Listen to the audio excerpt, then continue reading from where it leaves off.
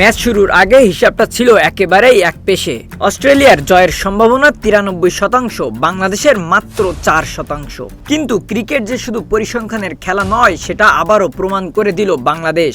সব হিসাব, সব সমীকরণ আর সব অ্যানালাইসিসকে ভুল প্রমাণ করে দিয়ে অস্ট্রেলিয়ার মাটিতে প্রথমবারের মতো টেস্ট জয়ের ইতিহাস গড়ল টাইগাররা।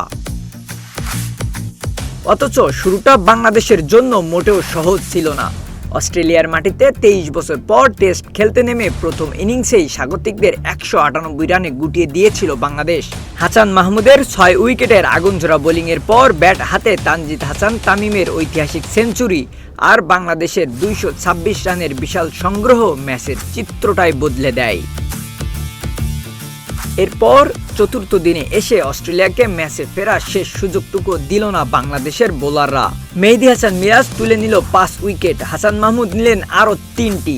শেষ পর্যন্ত 284 রানেই থেমে গেল অস্ট্রেলিয়ার দ্বিতীয় ইনিংস। বাংলাদেশের সামনে লক্ষ্য দাঁড়ালো মাত্র 57 রান, আর তখনই ইতিহাস যেন হাতের মুঠোয়। 57 রান সংখ্যাটা ছোট, কিন্তু বাংলাদেশের কাছে এর মহত্ব ছিল বিশাল।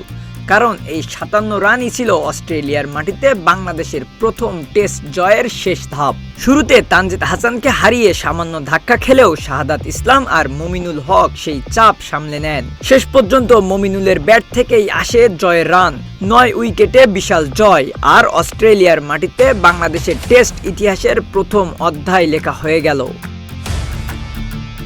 যে ম্যাচে জয়ের সম্ভাবনা ছিল বাংলাদেশের মাত্র 4%, সেই ম্যাচেই শেষ হাসি বাংলাদেশের। 23 বছর পর অস্ট্রেলিয়ার মাটিতে টেস্ট খেলতে নেমে শুধু ম্যাচ জেতেননি টাইগাররা, ভেঙে দিয়েছেন অস্ট্রেলিয়ার মাটিতে জয়ের অপেক্ষাও। পরিসংখ্যান হার মানলো অ্যানালাইসিস, জিতল বাংলাদেশ। Shahriar Rahman, flash sports.